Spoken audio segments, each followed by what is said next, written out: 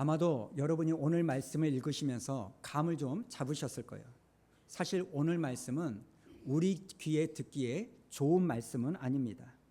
저는 항상 이런 말씀을 만날 때마다 제가 강해 설교를 한다는 것에 하나님께 감사를 드립니다.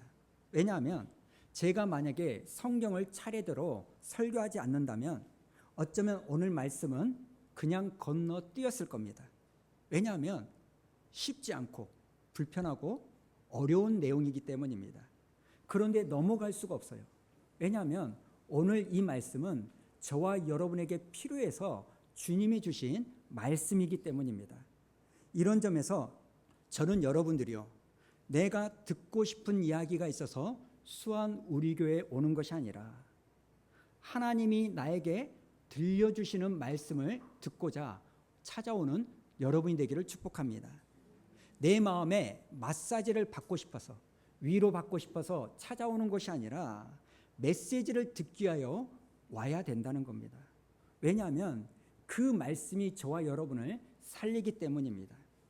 그리고 또 하나, 오늘 말씀을 보기 전에 우리가 알아야 될 것, 오늘 말씀은요, 무리에게 말씀하신 것이 아니라 제자들에게 하신 말씀입니다. 그저 예수님이 좋아서 기적을 일으키는 그 구경을 하고 싶어서 찾아온 사람이 아니라 내가 주님을 따르는 제자가 되겠다고 이렇게 나선 사람들에게 하신 말씀입니다. 그렇기 때문에 어떻게 보면 나는 아직 주님을 따르고 싶은 제자는 아니야. 그러면 여러분 부담 없이 한 귀로 듣고 한 귀로 흘리십시오.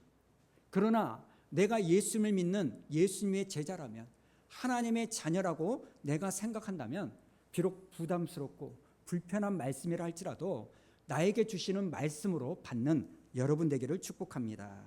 자, 먼저 49절에 나오는 말씀을 다 같이 읽어볼까요? 시작. 내가 불을 땅에 던지러 왔노니 이 불이 이미 붙었으면 내가 무엇을 원하리요.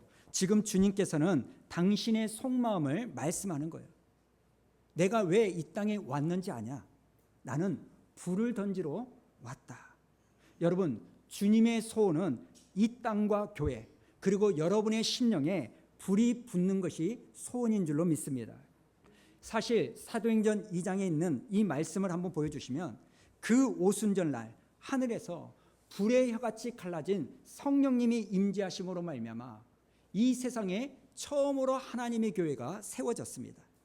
그래서 이 불은요, 교회의 생명력이고 정체성이며 부흥의 비결인 줄로 믿습니다. 제가 고등학교를 졸업하고 신학교에 갔더니 신학교 우리 선배들이 들려줬던 농담이 하나 있습니다. 여러분도 들어봤는지 모르겠지만 이런 말이 있어요. 우리가 너무나 뜨거워서 불을 받아가지고 신학교에 왔더니 1학년 때는 목사님이라는 거예요. 그런데 2학년이 되니까 전도사님이 되고 3학년은 집사님, 졸업할 4학년이 되면 평신도, 초짜 신자가 된다는 거예요. 너무나 우픈 이야기입니다. 그런데 오늘 저도 여러분에게 묻고 싶습니다. 여러분이 예수님을 만나 구원의 기쁨으로 교회에 처음 오셨을 때 이 내용처럼 그때는 목사님이었는데 신앙생활한 지 한 3년이 지나고 나니까 이제는 나도 모르게 전도사님이 되고 한 5년이 지나니까 집사님이 되고 한 10년이 지나고 나서 이제는 초짜 신자가 되어 있지는 않는지 여러분의 삶을 돌아보시라는 거예요. 시간이 지나면 지날수록 내 신앙의 깊이가 깊어져야 되는데 신앙의 연수는 너무나 길어지는데 역설적으로 내 신앙의 열정은 차갑게 식어지고 자꾸 내 삶의 형편을 이유를 대면서 주님을 신앙하는 이 믿음의 모습은 사라지고 있지는 않은지 돌아보셔야 되는 거예요. 저는 가끔 우리 자식들을 보면서 반면교사를 삼을 때가 있어요. 우리 아이들이요, 교회 학교 다닐 때 누가 시키지도 않았는데 세 놈 중에 한 놈 빼고 두 놈, 한 놈이 누군지는 알아가지 마세요. 두 놈이 모여가지고 방바닥에 앉아가지고 막 찬송가, 편찮는 주님의 사랑과 막 이런 걸 불러요. 아빠가 시키지도 않았는데. 그러면서 뭐 성경 구절도 외우고 또 성경책도 막 일독하고 막 그랬으면 이제 초등학생 돼가지고 그랬으면 중학교, 고등학교, 지금 대학교 됐으면 어째야 됩니까? 홀리해야 되는 거 아니에요? 근데 어떻게 된 놈들이 1년에 한 번도 성경책을 안 펴려게. 그래서 가끔 이렇게 당근을 제시하잖아요. 이거 읽으면 하지 말라고요? 누군지는 아시겠죠? 제가 그걸 보면서 저 아이의 모습이 나의 모습은 아닌가? 어른인 우리의 모습은 아닌가? 주님을 처음 만나고 교회를 처음 다닐 때는 1년 52주 빠지지 않았는데 어느 순간 집사가 되고 권사가 되고 장로가 되고 안수집사가 되고 그런 신앙의 연수와 직분은 높아지는데 내가 주님을 향한 믿음의 열망은 자꾸 거꾸로 되는 거. 그래서 주님이 혹시 어린아이와 같이 되지 아니하면 천국에 갈 수 없다라고 그래서 말씀하신 것은 아닐까, 이런 것을 생각해 본다는 겁니다.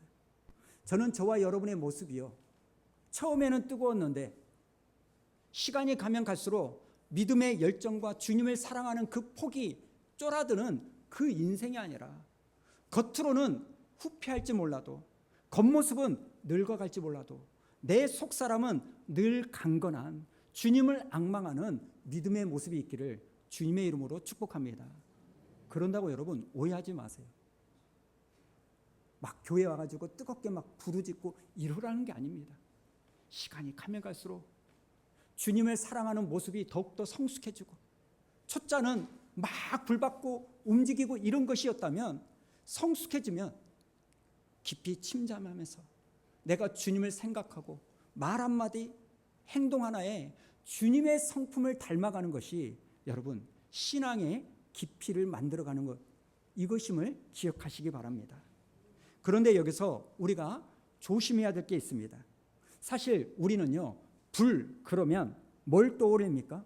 뜨거움, 열정, 뒤집어지고 충만하고 뭔가 막 움직이는 액션, 물론 그것도 성경이 말하는 불입니다.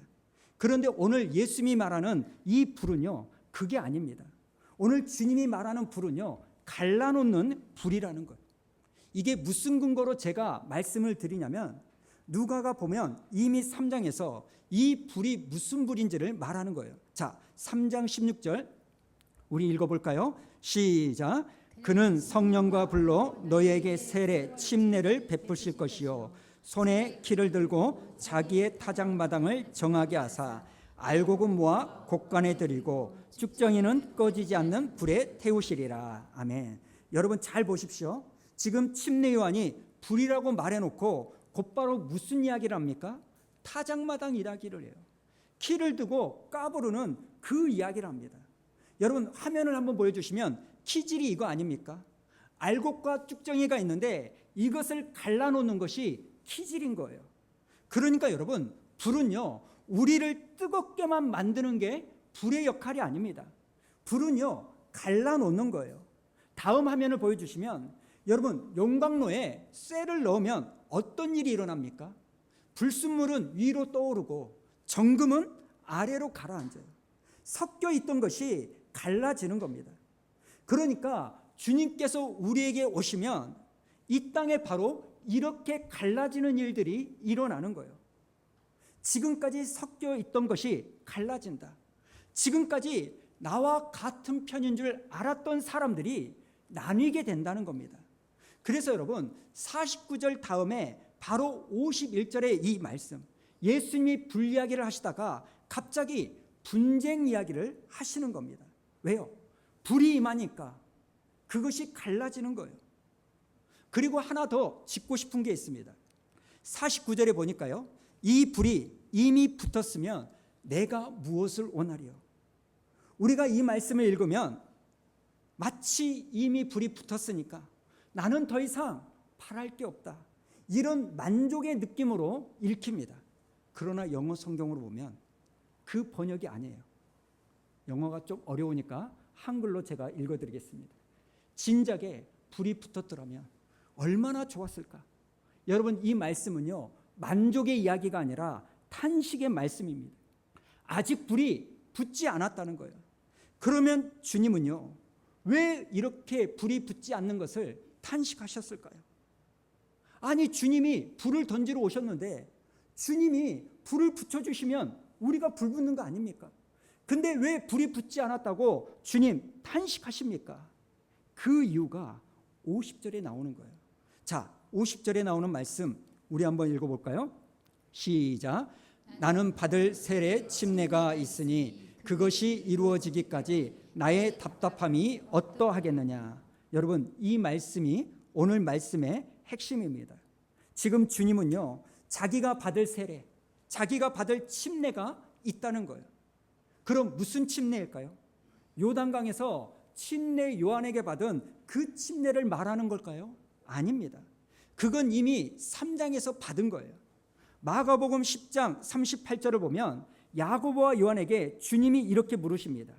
내가 마시는 잔을 너희가 마실 수 있으며 내가 받는 세례, 침례를 너희가 받을 수 있느냐.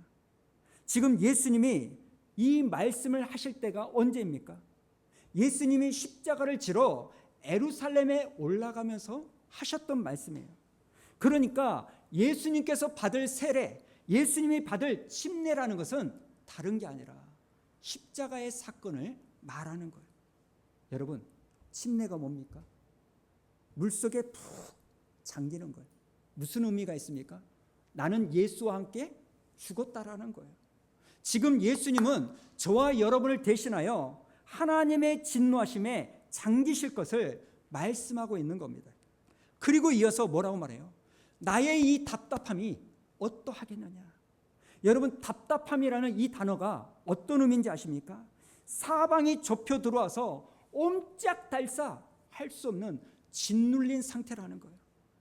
지금 주님이요, 그렇게 사방에서 조여들고 오는데 주님은 그 짓눌린 상황에서도 자기가 가야 되는 그 십자가의 길을 포기하지 않고 스스로 자원하여 걸어가는 거예요.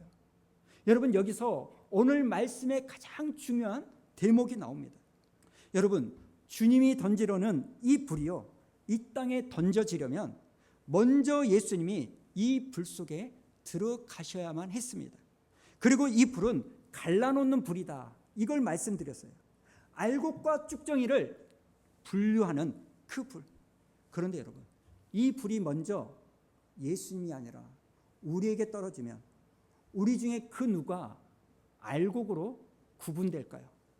죄송합니다만 이 세상 그 누구도 알곡으로 남을 수가 없습니다.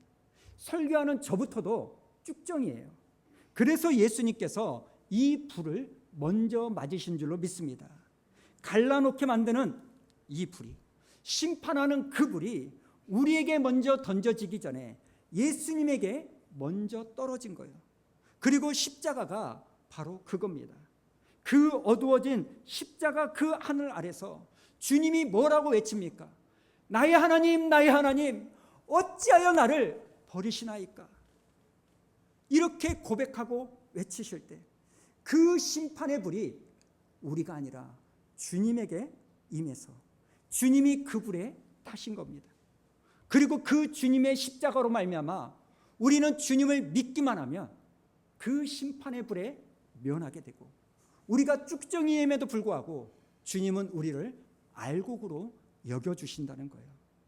그러니 여러분, 지금 우리가 붙들고 있는 이 믿음의 불은 우리가 하나님께 간구해서 하늘에서 뚝 떨어진 불이 아닙니다. 예수님이 세례, 그 침례를 먼저 십자가에서 받으셨기에 우리에게 주어진 믿음의 불인 줄로 믿습니다. 예수님이요, 먼저 십자가에 쳐 죽으셨기에 우리가 알곡으로 서 있는 거예요. 여러분, 이 순서를 놓치시면 안 됩니다. 우리가 이 순서를 놓치면 우리는 맨날 하나님 앞에 하나님 불 좀 주세요, 하나님 믿음 좀 주세요, 하나님 뜨거움 좀 주세요, 이렇게 매달립니다. 그렇지 않다는 거예요. 그 불은 이미 2000년 전에 저와 여러분에게 주님이 주셨습니다. 왜요? 십자가에 예수님이 달려 죽으심으로. 그러니 여러분, 이미 주신 믿음의 불을 여러분이 잘 간직하는 은혜가 있기를 축복합니다. 자, 그런데 51절에 보니까 너무나 특이한 말씀이 나오죠. 우리 한번 읽어볼까요? 시작. 내가 세상에 화평을 주려고 온 줄로 아느냐. 내가 너에게 이르노니 아니라 도리어 분쟁하게 하려 함이로다. 우리는 이 말씀이 너무나 불편하고 의아스럽습니다. 아니, 예수님은 화평의 왕으로 이 땅에 오셨다는데, 예수님이 태어났을 때 천사들이 모여가지고 땅에서는 평화라고 그렇게 찬송을 불렀는데, 그런데 주님은 자기의 입으로 뭐라고 말해요? 나는 화평을 주러 온 것이 아니라 분쟁을 주러 왔다라고 말합니다. 여러분, 이 말씀을 우리가 어떻게 이해해야 할까요? 잘 들으십시오. 여러분, 성경이 말하는 평화는요, 전쟁이 없는 상태를 말하지 않습니다. 성경이 말하는 평화는요, 먼저 전쟁이 일어나고 그 다음에 이 전쟁이 끝난 상태를 평화라고 말하는 거예요. 여러분, 지금 우리 한반도에 평화가 있습니까? 없습니다. 왜 그렇죠? 아직 북한과 전쟁이 끝나지 않았기 때문이에요. 지금은 휴전 중이지 종전을 한 게 아닙니다. 그러니까 전쟁이 일어나고 그 전쟁이 완전히 끝나야 평화가 오는 거예요. 마찬가지로 주님이 오셔서 하시는 일이 그겁니다. 영적인 전쟁을 끝내러 오셨어요. 그런데 이 영적 전쟁을 끝내려면 먼저 우리는 이 영적 전쟁을 해야만 하는 거예요. 그리고 이 전쟁이 어디서 벌어지는지 아십니까? 저 멀리 어디에서가 아닙니다. 52절을 한번 보십시오. 우리 한번 읽어볼까요? 52절 53절 시작. 이후부터 한 집에 5사람이 있어 분쟁하되 셋이 둘과 둘이 셋과 하리니 아버지가 아들과 아들이 아버지와 어머니가 딸과 딸이 어머니와 시어머니가 며느리와 며느리가 시어머니와 분쟁하리라 하시니라. 아멘. 지금 예수님은 어디에서? 우리들의 집에서 영적 전쟁이 일어난다. 아버지와 아들, 아들과 아버지, 어머니와 딸, 며느리와 시어머니가 가장 가까운 사람들임에도 불구하고 이걸 싸움이 일어난다는 거예요. 오늘 이 말씀은 예수님께서 구약의 말씀을 인용해서 가져오신 말씀입니다. 미가서 7장 6절에 보니까 아들이 아버지를 멸시하며 딸이 어머니를 대적하며 며느리가 시어머니를 대적하리니 사람의 원수가 곧 자기의 집안 사람이다. 미가서에 나오는 이 말씀은 마지막 때 말세가 되면 일어날 사실들을 말씀하고 있습니다. 그런데 예수님께서 이 구절을 인용하면서 그게 바로 나 때문에 일어날 것이다, 이렇게 말하는 거예요. 여러분, 이건 굉장히 중요합니다. 세상 끝에 일어날 이러한 일들이 지금 예수님이 왔기 때문에 우리 집에서 일어난다고 말씀하는 거예요. 여러분, 왜 하필이면 가족일까요? 이유는 간단해요. 주님이 던지신 그 불이 서로를 갈라놓기 때문입니다. 그리고 언제나 이 갈라짐은 가장 가까운 데서 가장 아프게 우리에게 일어납니다. 한 사람은 저 하늘을 바라보는데 또 다른 사람은 이 땅만을 바라보고 살기 때문에 어떻게 안 부딪힐 수가 있습니까?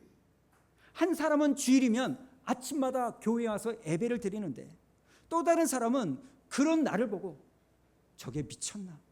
왜 저러지? 이러는데 어떻게 집에서요 안 부딪힐 수가 있겠습니까?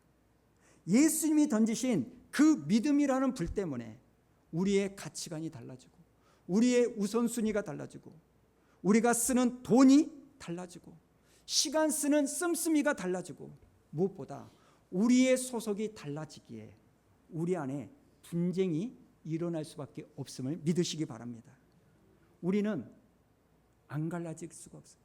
그렇기 때문에 여러분, 내가 예수 믿어도 안 믿는 가족들과 갈등이 없다?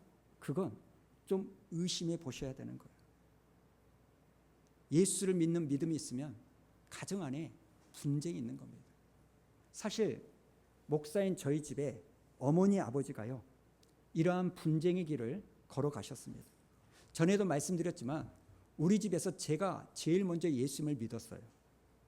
그런데 우리 아버지 큰 집이요 1년에 제사만 3번 지내고 우리 조상 제사 그리고 플러스 2, 그 플러스 2가 뭐냐면 지낼 후손이 없는 조상들까지 끌어다가 2번을, 그러니까 1년에 5번 제사를 드려요. 그런 집안이었는데 제가 예수를 믿을 뿐만 아니라 가만히 보니까 이제 이놈이 고등학교 졸업하고 대학을 안 가고 신학교를 간다고 하니까 우리 큰 집에서 난리가 난 거예요. 저뿐만 아니라 우리 아버지 어머니한테 저놈의 새끼 제사도 안 드리는, 효도도 안 하는, 뭐 교회 다니게 만들더니 이제는 신학교까지 간다고?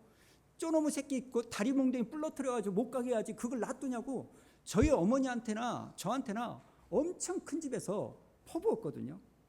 그런데 설상가상으로 좀 있다가 제가 우리 어머니를 전도하고 그 다음에 아버지를 전도했네요.